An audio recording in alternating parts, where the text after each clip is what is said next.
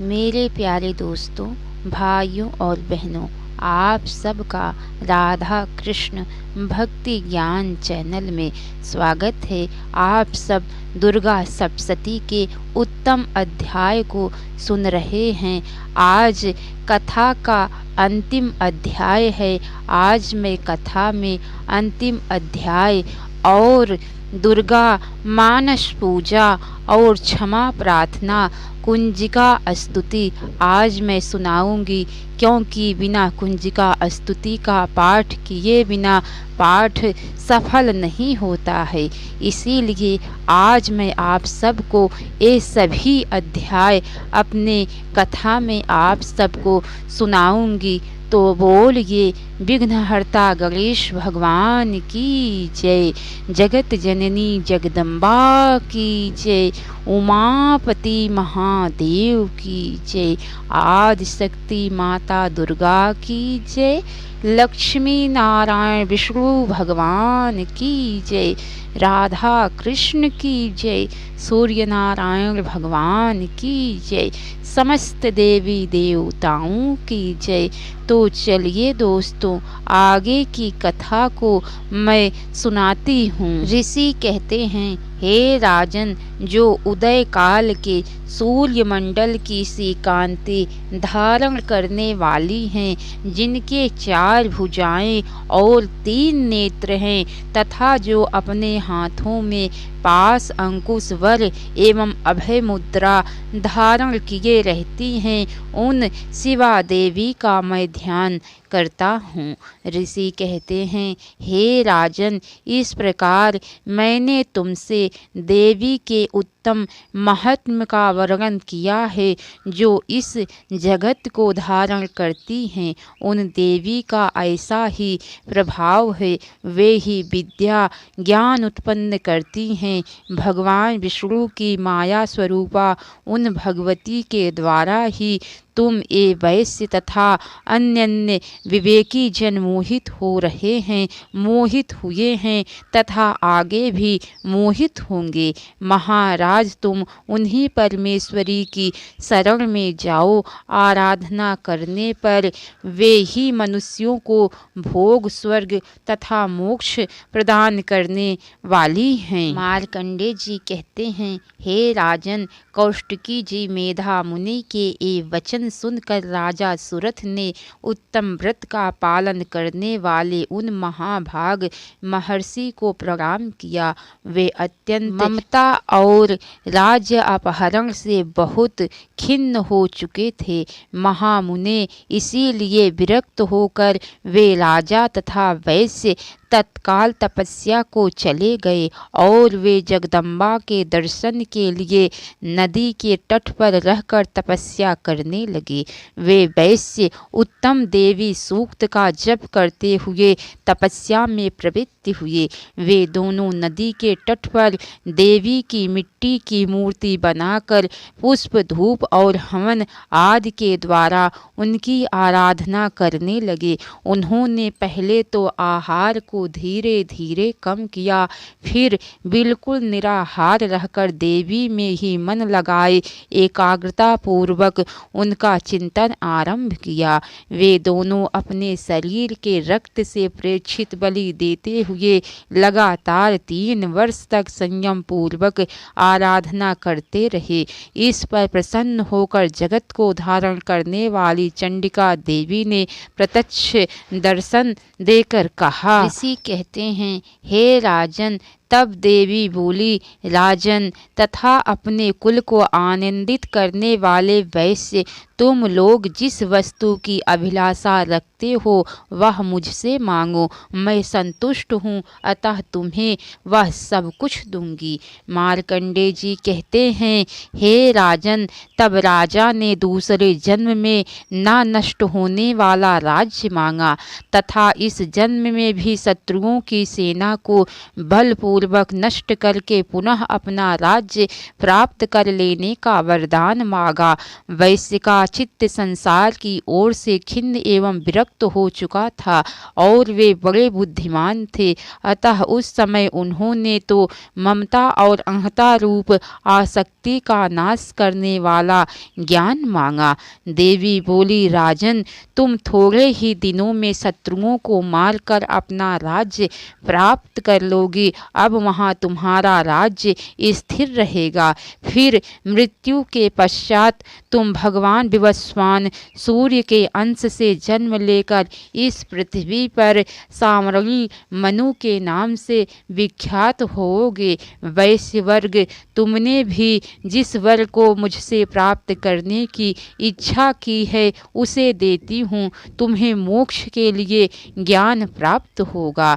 मार्कंडेय जी कहते हैं, हे राजन, इस प्रकार उन दोनों को मनोवांछित वरदान देकर तथा उनके द्वारा भक्ति पूर्वक अपनी स्तुति सुनकर देवी अंबिका तत्काल ध्यान हो गई। इस तरह देवी से वरदान पाकर क्षत्रियों में श्रेष्ठ सुरथ सूर्य से जन्म लेकर सामरी मनु होंगे। तो बोलिए दोस्तों, जगत जननी जगदम्बा की जय। कथा का आज आनंद हुआ दोस्तों। कथा को पूरी नहीं बोली जाती है, तो अब मैं आप सबको कुंजिका स्तोत्र का पाठ सुनाती हूँ। मार्कंडेय जी कहते हैं, हे राजन सुनो। शिव जी बोले, सुनो, मैं उत्तम कुंजिका स्तोत्र का उपदेश करूँगा, जिस मंत्र के प्रभाव से देवी का जप पाठ सफल होता है। कवच, अर्गला, कीलक, रहस्य, सूक्त, ध्यान, न्यास, यहाँ तक कि अर्चन भी आवश्यक नहीं है।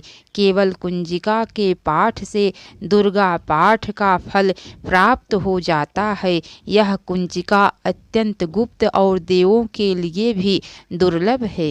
हे पार्वती, इसे स्वयोनि की भांति प्रयत्न पूर्वक गुप्त रखना चाहिए। यह उत्तम कुंजिका स्तोत्र केवल पाठ के द्वारा मारण, मोहन, वशीकरण, स्तंभन और उच्चारण आदि आभिचारिक उद्देश्यों को सिद्ध करता है। शिव जी बोले, हे पार्वती, अब तुम मंत्र को सुनो। ओम ऐं ह्रीं क्लीं चामुंडाय विच्चे। ओम ग्लौम हूं क्लीं जूं सः ज्वालय ज्वालय ज्वल ज्वल प्रज्वल प्रज्वल। ऐं ह्रीं क्लीं चामुंडाय विच्चे। ज्वल हम सम लम छम फट स्वाहा। रुद्र स्वरूपिणी तुम्हें नमस्कार है। हे मधु दैत्य को मारने वाली तुम्हें नमस्कार है। कैटभ विनाशिनी को नमस्कार है। महिषासुर को मारने वाली देवी तुम्हें नमस्कार है। शुंभ का हनन करने वाली और निशुंभ को मारने वाली तुम्हें नमस्कार है। हे महादेवी, मेरे जप को जागृत और सिद्ध करो। अहंकार के रूप में सृष्टि स्वरूपिणी, ह्रीं के रूप में सृष्टि पालन करने वाली, क्लीं के रूप में काम रूपिणी तथा ब्रह्मांड की बीज रूपिणी देवी तुम्हें नमस्कार है। चामुंडा के रूप में चंड विनाशिनी और अहंकार के रूप में तुम वर देने वाली हो। विच्चे रूप में तुम नित्य ही अभय देती हो।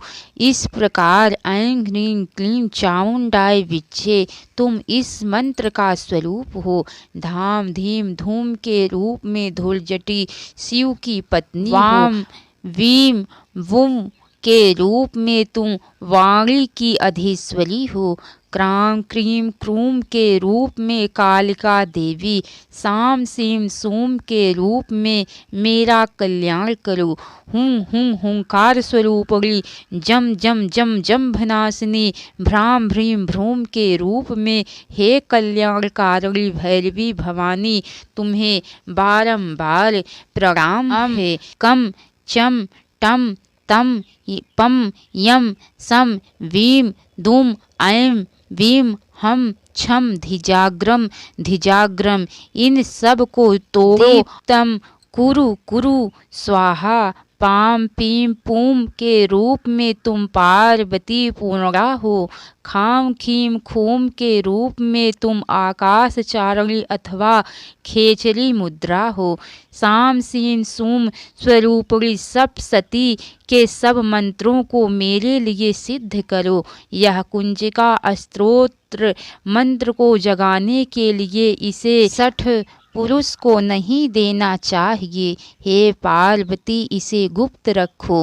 हे पार्वती जो बिना कुंजिका स्तोत्र के सप्तशती का पाठ करता है उसे उसी प्रकार सिद्धि नहीं मिलती जिस प्रकार वन में रोना निरर्थक होता है। बोलिए जगत जननी जगदम्बा आदि शक्ति माता दुर्गा की जय।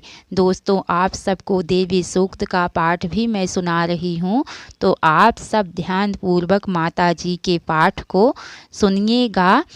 तो ऋषि कहते हैं, जो सिंह की पीठ पर विराजमान है, जिनके मस्तक पर चंद्रमा का मुकुट है, जो मरकत मणि के समान कांति वाली अपनी 4 भुजाओं में शंख चक्र धनुष और बाण धारण करती हैं, जो 3 नेत्रों से सुशोभित होती हैं, जिनके भिन्न भिन्न अंग बांधे हुए बाजूबंद हार कंगन खनखनाती हुई करधनी और रुंझुन करते हुए नूपुरों से विभूषित है, तथा जिनके कानों में रत्न जड़ित कुंडल झिलमिलाते रहते हैं, वे भगवती दुर्गा हमारी दुर्गति दूर करने वाली हूँ। ऋषि कहते हैं, हे राजन, तब देवी कहती हैं, मैं सच्चिदानंदमयी सर्वात्मा देवी रुद्र वसु आदित्य तथा विश्व देव गणों के रूप में विचरती हूँ। मैं ही मित्र और वरुण दोनों को, इंद्र और अग्नि को तथा दोनों अश्विनी कुमारों को धारण करती हूँ। मैं ही शत्रुओं के नाशक आकाशचारी देवता सोम को, त्वष्टा प्रजापति को तथा पूषा और भग को धारण करती हूँ। जो हविष्य से संपन्न हो देवताओं को उत्तम हविष्य की प्राप्ति कराता है तथा उन्हें सोमरस के द्वारा तृप्त करता है, उस यजमान के लिए मैं ही उत्तम यज्ञ का फल और धन प्रदान करती हूँ। मैं संपूर्ण जगत की अधीश्वरी, अपने उपासकों को धन की प्राप्ति कराने वाली, साक्षात्कार करने योग्य पर ब्रह्म को अपने से अभिन्न रूप से जानने वाली तथा पूजनीय देवताओं में प्रधान हूँ। मैं प्रपंच रूप से अनेक भावों में स्थित हूँ। संपूर्ण भूतों में मेरा प्रवेश है। अनेक स्थानों में रहने वाले देवता जहाँ कहीं जो कुछ भी करते हैं वह सब मेरे लिए ही करते हैं। जो अन्न खाता है वह मेरी शक्ति से खाता है। इसी प्रकार जो देखता है, जो सांस लेता है तथा जो कहीं कोई बात सुनता, वह मेरा ही सहायक से उक्त सब कर्म करने में समर्थ होता है। जो मुझे इस रूप में नहीं जानते, वे न जानने के कारण ही दीन दशा को प्राप्त होते हैं। हे बहुश्रुत, मैं तुम्हें श्रद्धा से प्राप्त होने वाले ब्रह्म तत्व का उपदेश करती हूँ। सुनो, मैं स्वयं ही देवताओं और मनुष्य द्वारा सेवित इस दुर्लभ तत्व का वर्णन करती हूँ। मैं जिस जिस पुरुष की रक्षा करना चाहती हूँ उसको सबकी अपेक्षा अधिक शक्तिशाली बना देती हूँ। उसी को सृष्टिकर्ता ब्रह्मा, परोक्ष ज्ञान संपन्न ऋषि तथा उत्तम मेधा शक्ति से युक्त बनाती हूँ। मैं ही ब्रह्म द्वेषी हिंसक असुरों का वध करने के लिए रुद्र के धनुष को चढ़ाती हूँ। मैं ही शरणागत जनों की रक्षा करने के लिए शत्रुओं से युद्ध करती हूँ तथा अंतर्यामी रूप से पृथ्वी और आकाश के भीतर व्याप्त रहती हूँ।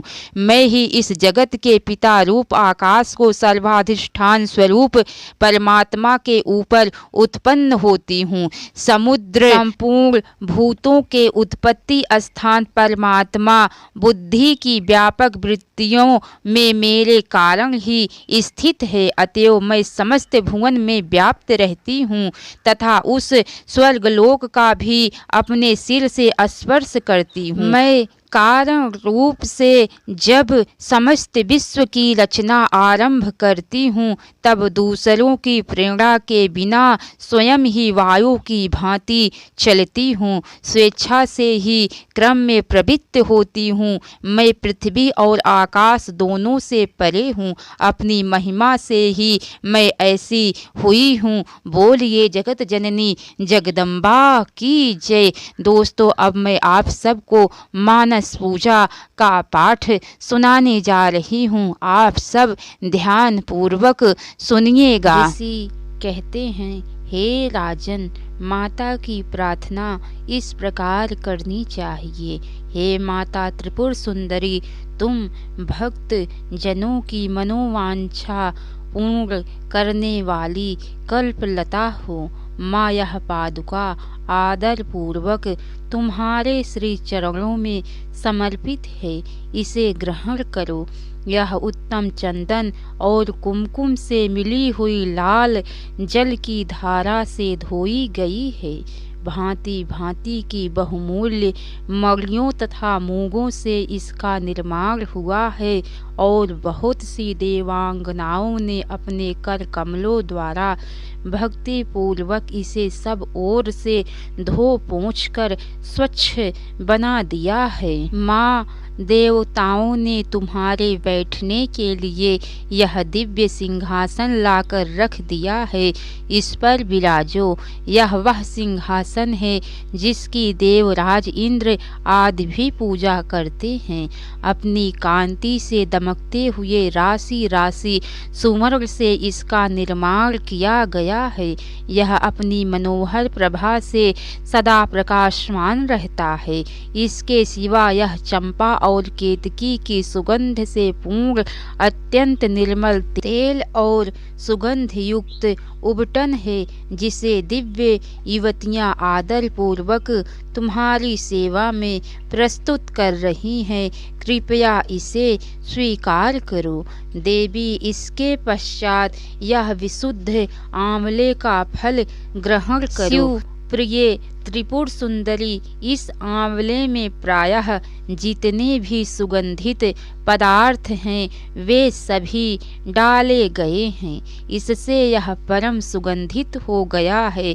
अतः इसको लगाकर बालों को कंघी से झाड़ लो और गंगा जी की पवित्र धारा में नहाओ।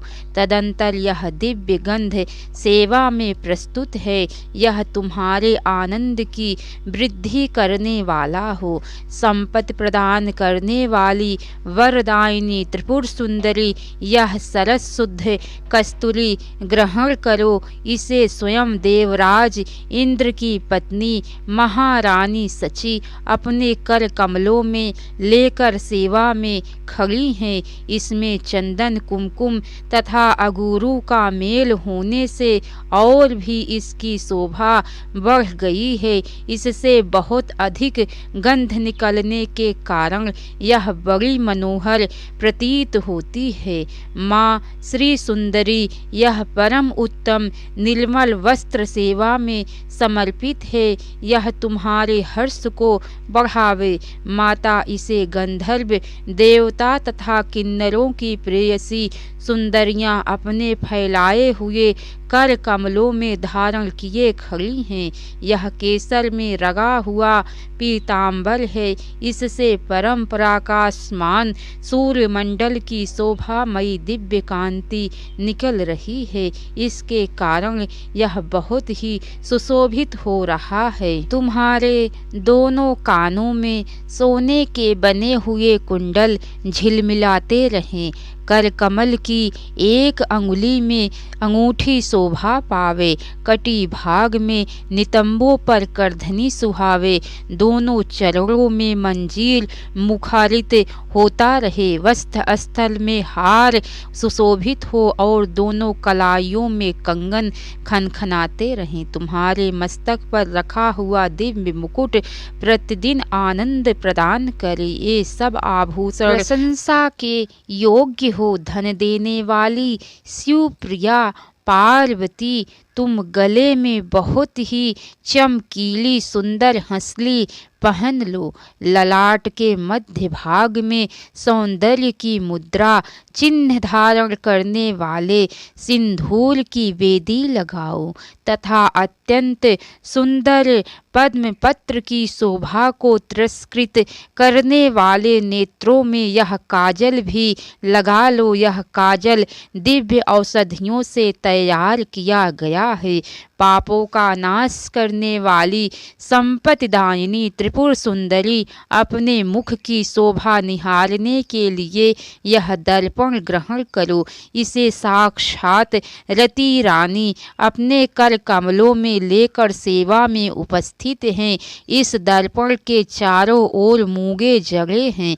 प्रचंड वेग से घूमने वाले मदराचल की माथनी से जब क्षीर समुद्र मथा गया उस समय यह दर्पण उसी से प्रकट हुआ था। यह चंद्रमा की किरणों के समान उज्ज्वल है।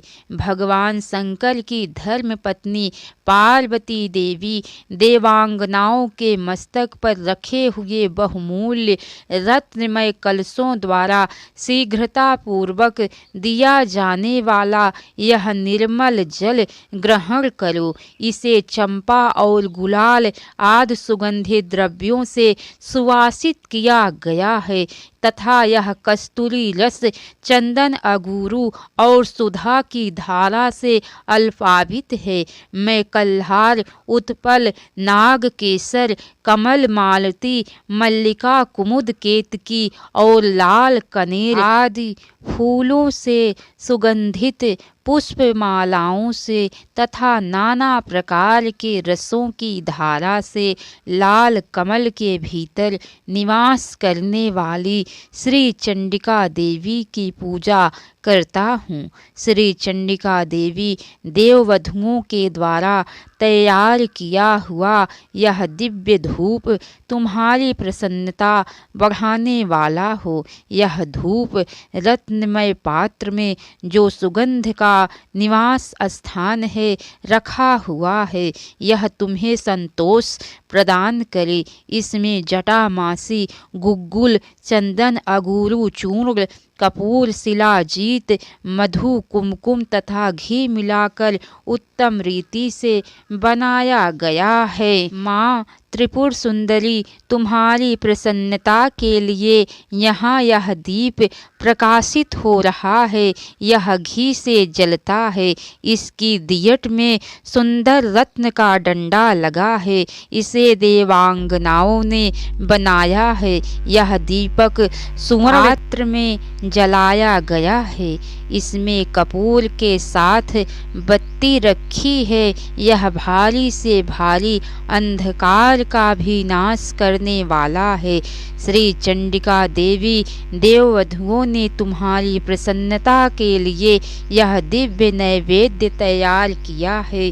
इसमें अगहनी के चावल का स्वच्छ भात है जो बहुत ही रुचिकर और चमेली की सुगंध से सुवासित है।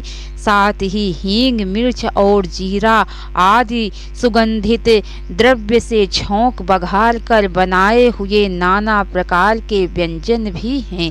इसमें भांति भांति के पकवान खीर मधु दही और घी का भी मेल है। माँ सुंदर रत्नमय पात्र में सजाकर रखा हुआ यह दिव्य तांबूल अपने मुख में ग्रहण करो। लौंग की कली चुभोकर इसके बीड़े लगाए गए हैं, अतः बहुत सुंदर जान पड़ते हैं। इसमें बहुत से पान के पत्तों का प्रयोग किया गया है। इन सब बीड़ों में कोमल जावित्री कपूर और सुपारी पड़े हैं। यह तांबूल सुधा के माधुर्य से परिपूर्ण है। त्रिपुर सुंदरी माता पार्वती तुम्हारे सामने यह विशाल एवं दिव्य छत्र प्रकट हुआ है, इसे ग्रहण करो। यह शरत काल के चंद्रमा की चटकीली चांदनी के समान सुंदर है। इसमें लगे हुए सुंदर मोतियों की झालर ऐसी जान पड़ती है मानो देव नदी गंगा का स्रोत ऊपर से नीचे गिर रहा हो। यह छत्र सुवर्णमय दंड के कारण बहुत शोभा पा रहा है। माँ सुंदरी स्त्रियों के हाथों से निरंतर डुलाया जाने वाला यह श्वेत चमर जो चंद्रमा और कुंद के समान उज्ज्वल तथा पसीने के कष्ट को दूर करने वाला है, तुम्हारे हर्ष को बढ़ावे। इसके सिवा महर्षि अगस्त्य, वशिष्ठ, नारद, सुक, व्यास आदि तथा वाल्मीकि मुनि अपने अपने चित्त में जो वेद मंत्रों के उच्चारण का विचार करते हैं, उनकी वह मनः संकल्पित वेद ध्वनि तुम्हारे आनंद की वृद्धि करे।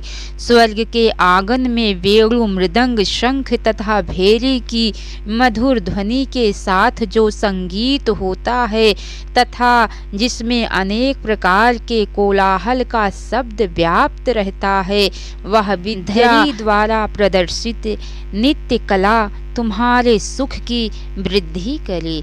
माँ देवी तुम्हारे भक्ति रस से भावित इस पद्ममय स्रोत में यदि कहीं भी कुछ भक्ति का लेस मिले तो उसी से प्रसन्न हो जाओ। माँ तुम्हारी भक्ति के लिए चित्त में जो आकुलता होती है वही एकमात्र जीवन का फल है। वह कोटि कोटि जन्म धारण करने पर भी इस संसार में तुम्हारी कृपा के बिना सुलभ नहीं है। इन उपचार कल्पित 16 पदों से जो परा देवता भगवती त्रिपुर सुंदरी का स्तमन करता है, वह उन उपचारों के समर्पण का फल प्राप्त करता है। बोलो जगत जननी जगदम्बा की जय। दोस्तों, अब मैं आप सबको क्षमा प्रार्थना सुनाने जा रही हूँ मेरे कथा कहने में, और अगर आप सबके सुनने में जो भी कहीं भी कुछ भी गलती या त्रुटि हुई हो, माँ उन सब गलतियों को क्षमा करे। ऋषि कहते हैं, हे राजन परमेश्वरी, मेरे द्वारा रात दिन सहस्त्रों अपराध होते रहते हैं। यह मेरा दास है, यूं समझकर मेरे उन अपराधों को तुम कृपा पूर्वक क्षमा करो। परमेश्वरी, मैं आवाहन नहीं जानता, विसर्जन करना नहीं जानता तथा पूजा करने का ढंग भी नहीं जानता।